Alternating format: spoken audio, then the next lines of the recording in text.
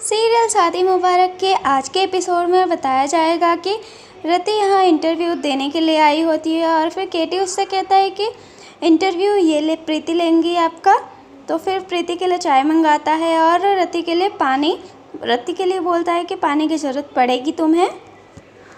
उसी टाइम केटी का कॉल आ जाता है और वो चला जाता है और वो कहता है कि आप इंटरव्यू कंटिन्यू कीजिए, मैं अभी आता हूँ। फिर केटी के वहाँ से जाते ही रति अपना फाइल टेबल पे पटक देती है और वह कहती है कि आप इंटरव्यू लेंगी मेरा, आप लेंगी।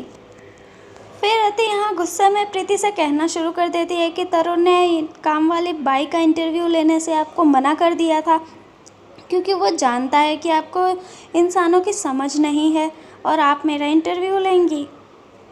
फिर यहाँ पर रति कहती है कि आपको इंटरव्यू का मतलब भी पता है, पता नहीं कैसे आपने केटी जी को फंसा कर ये पोजीशन ले ली है। आपको पता नहीं है अभी कि इस कुर्सी के लिए योग्यता चाहिए, जो कि आप में बिल्कुल भी नहीं है। और केटी जी को ये बात समझने में ज़रा सा भी टाइम नहीं लगेगा, बहुत जल्द वो समझ जाएंगे कि आप तो डूबी हुई है ही और उन्हें भी ले डूबेंगी। फिर यहाँ पर रति कहती है कि आपके अंदर जो आग है वो बस खाना बनाने के लिए ही काफ़ी है, जिसमें चूल्हा जला सकते हैं, इवेंट में रोशनी करने के काम नहीं आने वाली है। और वह कहती है कि मेरे पास इवेंट मैनेजमेंट की मास्टर डिग्री है, आपके पास कौन सी डिग्री है। फिर यहाँ पर रति कहती है कि आप वो काम करिए जो आप करना अच्छे से जानती है, खाना बनाना, घर चमका के रखना, साग सब्जी लाना, आप वही करिए, बिजनेस वूमन बनने की ज़रूरत नहीं है। फिर यहाँ पर प्रीति इंटरव्यू लेना शुरू करती है और वह कहती है रति से कि मान लो अगर दूल्हे को कुछ अच्छा ना लगे तो उसे कैसे मैनेज करोगी तुम, और मान लो शादी में अगर कैटरिंग का गैस ख़त्म हो गया तो तुम कैसे मैनेज करोगी। और फिर वह कहती है कि दुल्हन का अगर लहंगा एंड टाइम पे फट जाए तो फिर क्या करोगी तुम बताओ। रति ये सारे सवाल सुनकर चौंक जाती है और फिर केटी ये सब सुन लेता है और फिर वह बोलती है कि मेरे पास आपके ये फालतू सवालों का जवाब देने का टाइम नहीं है। और फिर रति कहती है कि आप कैसे बकवास सवाल पूछ रही है, मेरी शादी का इंस्टेंट उठाकर आप मुझ पर टैग कर रही है, और वो वहाँ से चली जाती है।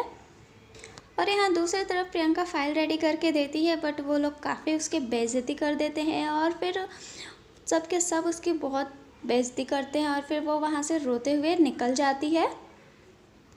यहाँ पर कुसुम की पड़ोसन आ जाती है और वह पूछती है कि कहाँ गई थी, टाइम की बड़ी पक्की हो तुम तो, हर हफ्ते मंदिर जाती हो। तो यहाँ पर कुसुम कह देती है, झूठ बोल देती है कि हाँ धर्म का ही पालन करना बच गया है बस। पड़ोसन यहाँ पर दही मांगने आई होती है।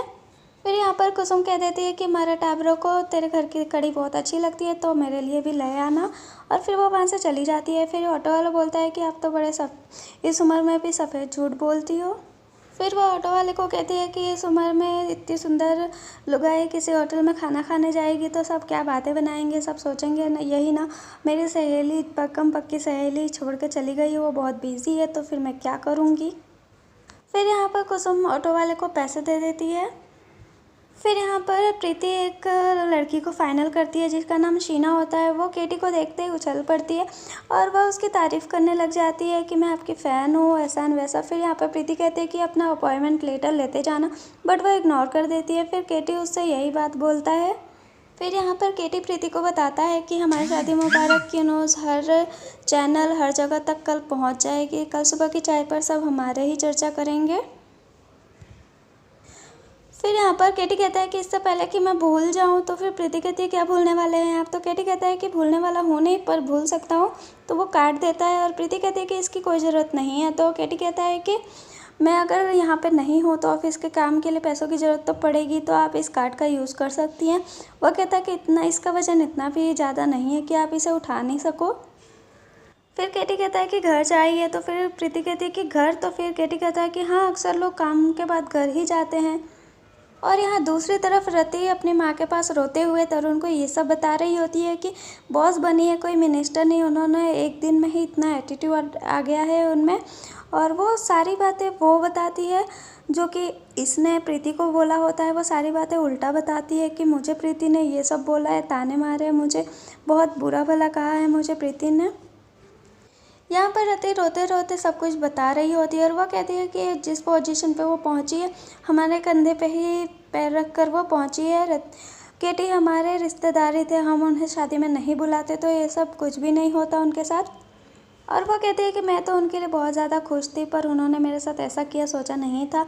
और रति सब कुछ उल्टा बताती है तरुण को। तरुण काफ़ी गुस्सा हो जाता है इससे। फिर यहाँ पे रति की माँ कहती है तरुण से कि जब समझनसा अकेली हो तब उनसे बात करना कि उन्होंने मेरी बेटी के साथ ऐसा क्यों किया। और यहाँ पर दूसरी तरफ केटी प्रीति को घर छोड़ने जाता है और प्रीति मन में यही सोच रही होती है कि पता नहीं रति ने तरुण को क्या बताया होगा मेरे बारे में, और तरुण पता नहीं क्या बोलेगा मुझे घर जाने के बाद। फिर यहाँ पर कुसुम जूही और अपने बेटे को बताती है कि प्रियंका के लिए एक रिश्ता आया है जो कि बहुत ही ज़्यादा अच्छा है। तो यहाँ पर जूही कहती है कि प्रियंका का ऑफिस में आज पहला दिन है, आप प्लीज़ उससे ये बात ना करो तो ज़्यादा अच्छा होगा। वैसे भी वो मना कर देगी। जूही के बहुत मनाने पे कुसुम आज बात ना करने के लिए मान जाती है। तरुण यहाँ पर रति और सारे मोहल्ले वालों को इकट्ठा कर लेता है और वह कहता है कि माँ ने ऑफिस में तुम्हारी बेइज्जती की थी ना, आज मोहल्ले वालों के सामने उससे माफ़ी मंगवाऊंगा। और वह कहता है कि कोई ऑटो में से लेडीज़ आती तो उसे वो लोग प्रीति समझते। वो कहते कि आ गई माँ, तब तक वो देखते तो वो नहीं होती है। और फिर वह कहते हैं कि माँ कहाँ रह गई।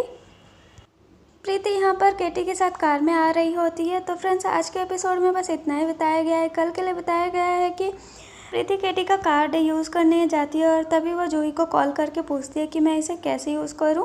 तो फ्रेंड्स, आज का वीडियो आपको कैसा लगा कमेंट करके ज़रूर बताएं। वीडियो को लाइक शेयर एंड चैनल को सब्सक्राइब ज़रूर करें। Thanks for watching.